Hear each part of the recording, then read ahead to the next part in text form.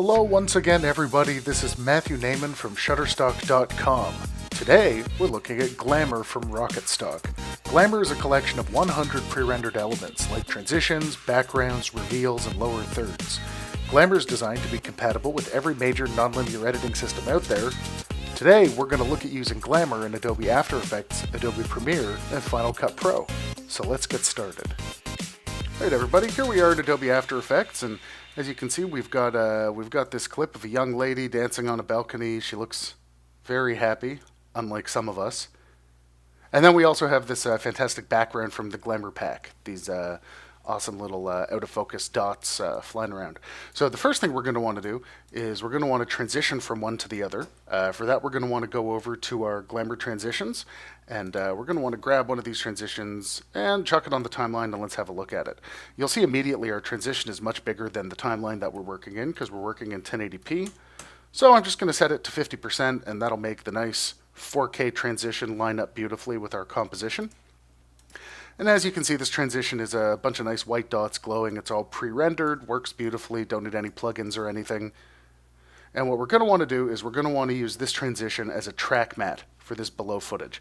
The best way to do that is hit this button, toggle switches and modes, and then right down here under toggle switches and modes, we're going to want to find the track matte column, and we're going to want to set it to alpha inverted. So what that means is that wherever this layer shows information, this layer doesn't show information. So what that's going to do is it's going to essentially scrub off our footage as the transition grows, and that's our awesome transition from one clip to the other. Pretty self-explanatory, but that's not enough for the purposes of this tutorial, nor to show you all the awesome things in the Glamour pack. So I'm also going to jump over to the Glamour pack, and I'm going to go to Reveal Shapes, and under Reveal Shapes, I'm going to grab a Reveal Square Graphics 14 and drop it onto our timeline right here. Just like the transition, it's much bigger than our workspace. It's not quite a full 4K, but it doesn't have to be. It's 2000 by 2000. And if I play it in our timeline, what you'll see is it's this awesome little square animating on. So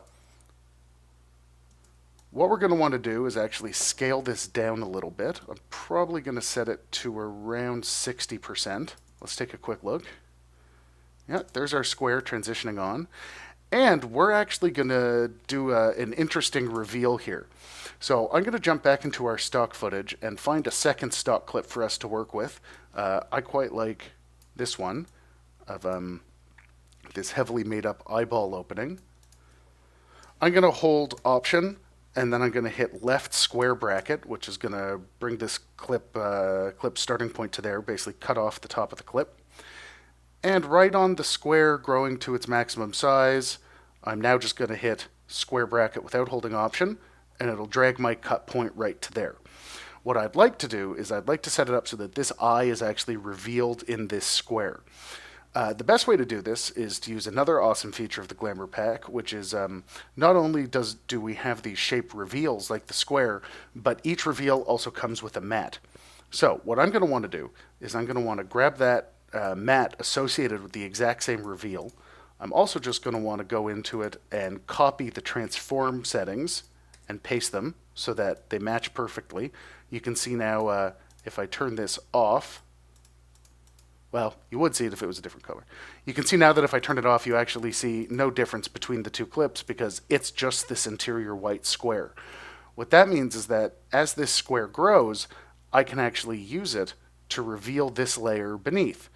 I'm also going to want to take this layer and center it on the square. I'm going to hold Y, move the anchor point, and then scale up this clip so that it's big enough to fill the entire screen.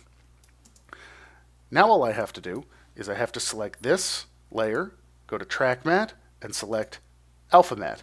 And you'll see that now just this layer, if I turn it on, that white square reveals the layer underneath. I'm now free to recenter stuff so that it looks right. You can see that square now reveals my eyeball. Well, not my eyeball. My eyes aren't nearly that pretty. I can take this matte and parent it to the graphics reveal so that I can just scale up and down and position the graphics reveal to fine-tune the look of this. Now you'll see that my parent tools are not around because I'm doing this tutorial in a single screen. All I have to do is right-click on this, click Columns, and select Parent, and you'll see my parent controls pop open. I can select my matte layer, parent it to my reveal layer, and now I'm free to scale that up, and the matte will come with it. And let's have a look. Reveals my eyeball. And then, just to complete the transition, I'm going to put a scale keyframe on my matte, play it through a few frames, and then scale it all the way up. I'm also just going to scale up my eyeball footage a bit so I don't have anything left over at the side. And I'm just going to put an easy ease on those. And let's watch our sequence from the beginning.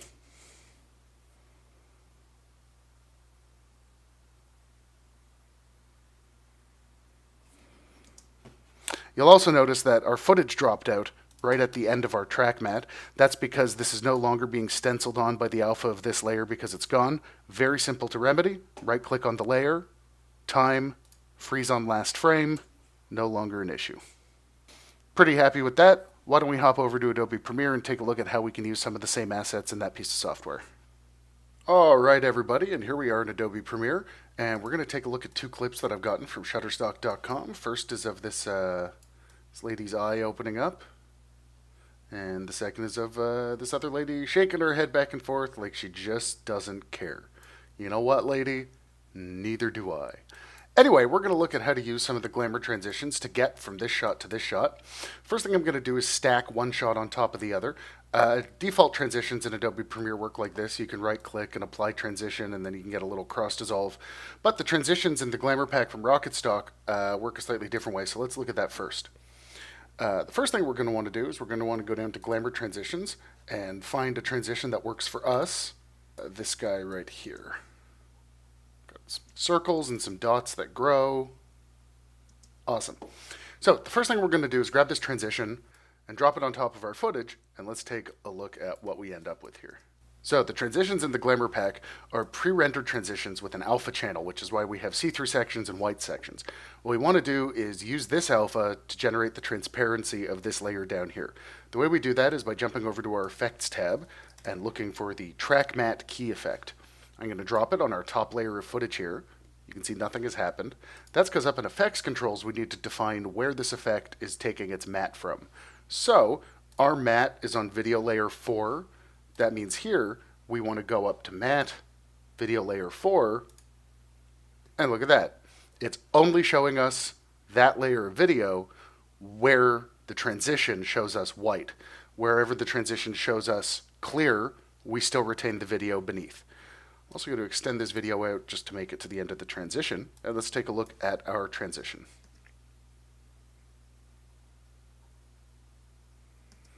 Pretty funky. I think after we're done our transition, we should also maybe throw a little lower third on there to complete the sequence.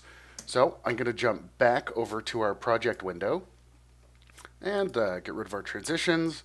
And under our Glamour assets, I'm going to go over to lower thirds. Now the lower thirds are actually designed a lot like the transitions in that they have their own alpha baked into them.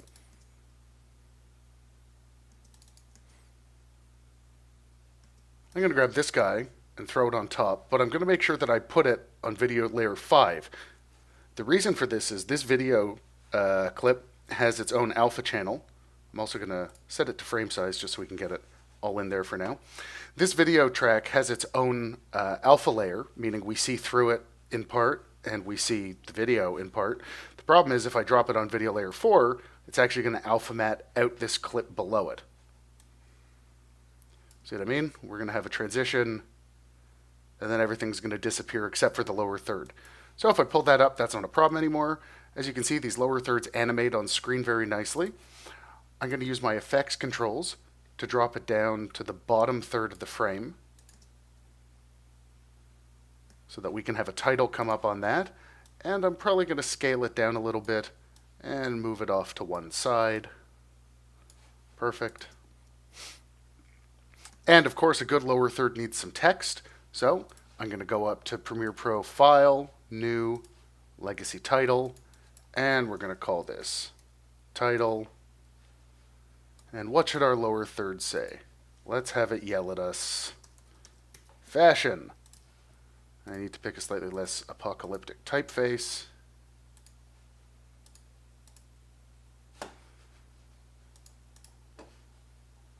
I'm also going to scale it up a little bit. Okay, and then let's grab our title and throw it on top of our lower third. Also going to use the position tools to put it where I want it. Just so that I don't have all this stuff trailing off to the side, I'm going to drag my lower third left. Alternately, I could go into Effects, Crop. Oh, wrong one. Crop, and then I could crop out the right to make it the correct length. Why don't we do that? So let's take a look. And you'll see the one issue we have is that the word fashion just appears before the lower third comes up. But there's a very handy way to fix that in the Glamour pack. You can see that along with the lower thirds we're also given lower third mats. So all I need to do is grab the corresponding lower third mat, lower third 4, lower third mat 4. I'm going to drop it on top of our title, and then I'm going to copy our lower third because we've made some changes to it. We've cropped it and we've moved it around. And then I'm going to right click on lower third mat 04 and I'm going to hit paste attributes. I'm going to make sure that crop and motion are selected. And you'll see our mat drops down to the exact same size as our lower third. And now we have this pure white mat running that perfectly mimics our lower third. What can we do with this? Well, we can use it to drive a mat on our title. Now, I'm not just going to drop a track mat effect on our title because of some quirks in Premiere. Since I moved it around and the position values are no longer default, it's not going to work. So first I need to nest our title and call this nested title. Now I'm free to jump over to the effects panel, search for track mat key, and video 7. And as you'll see, that track mat now reveals our word fashion with the lower third. I'm also going to shorten it a bit, add a crossfade on the front, and also at the end of the fade, add a scale keyframe, but first move our anchor point. That way, when I add a scale keyframe and a scale keyframe, it'll scale up from the center. Probably be a little faster, and maybe an ease in. So let's take a look at our completed sequence.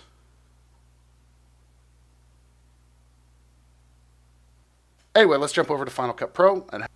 Alright everybody, and last but not least, here we are in Final Cut Pro, in which I think we're going to do a small little logo reveal. As you can see, I've got the RocketStock logo up here. And let's find a suitable background for this reveal. Why don't we take something, why don't we go with this? Nice little purple and pink background reveal. Lots of little circles of confusion. I love it. Beautiful. And we're just going to grab our RocketStock logo and dump it on top and see what we're working with to start. Not so great. So I immediately notice I can't see this logo because it's too dark and it's too big. How do we fix this? Well, the first thing we're going to want to do is make sure that we've twirled open our video inspector, and we can just eyeball scale down the RocketStock logo. Brilliant. Now, we could jump down into our video effects and find a color correction effect to make this brighter or change the color, but we're actually going to go up here and twirl down the color inspector. Now, without adding any effects, we immediately have the ability to start modifying the color of this element. So I think I'm going to set it to a very similar tone to the background, and I'm going to jump over to exposure, and I think I'm going to pull up the exposure just a bit, just so that it's nice and visible against our background. Wonderful. I'm also going to put a very slow grow on this. I'm going to pop back to the video inspector. I'm going to scale it down a little bit, and I'm going to set a keyframe, and then I'm going to jump to an arbitrary point in time, and I'm going to set another keyframe a little bit bigger. Awesome. Let's take a look at this so far. I'd buy that for $1. Anyway, we now need to reveal this logo in a more interesting way than just having it sit there. Thankfully, the Glamour pack comes with these awesome reveals for logos and small objects in your screen, as well as a bunch of full screen transitions. Let's grab this Reveal Mat 6 and let's actually have a look at what it does. As you can see, it kind of grows to a certain size and then stays there. But it has this awesome scattered edge, which will merge really, really nicely with the other element that's going to go on top, which is this kind of two-prong angel wing reveal. So first, why don't we grab our mat and drop it on top of our footage at around the point we want things to be revealed. And as you can see, it's big enough that it's going to cover our entire logo. And I'm going to grab our little angel wing reveal and drop it on top. Now if I hit play, we can see that the angel wing thing kind of pulls out the edges, but we can't see our logo through this. We can just see this weird white speckly thing. I once had someone describe me as a weird white speckly thing, but that's a story for another tutorial. We want to take this reveal at 06, which is a video clip with an alpha channel, and use that alpha channel to reveal our RocketStock logo below. The way we're going to do that is highlight our reveal clip, go up to blend mode under the video inspector, and select stencil alpha. Now you can see we've also lost our background, but we're going to fix that in a second. What stencil alpha does is exactly what it sounds like. It stencils the alpha from this layer to all the layers below. But we don't want it to stencil its alpha to the bottom layer, we only want it to stencil it to this layer. The way we deal with that is we select our two clips, right click, and then select new compound clip. Stencil alpha logo. And as you can see, we get back the rest of our background, and when I play this out, our logo reveals it. However, our little transition element there starts a compatible color, but kind of turns orange as the clip goes on. So I'm going to select it, go up to the color inspector, color, and let's just grab the whole thing and tint it right about there.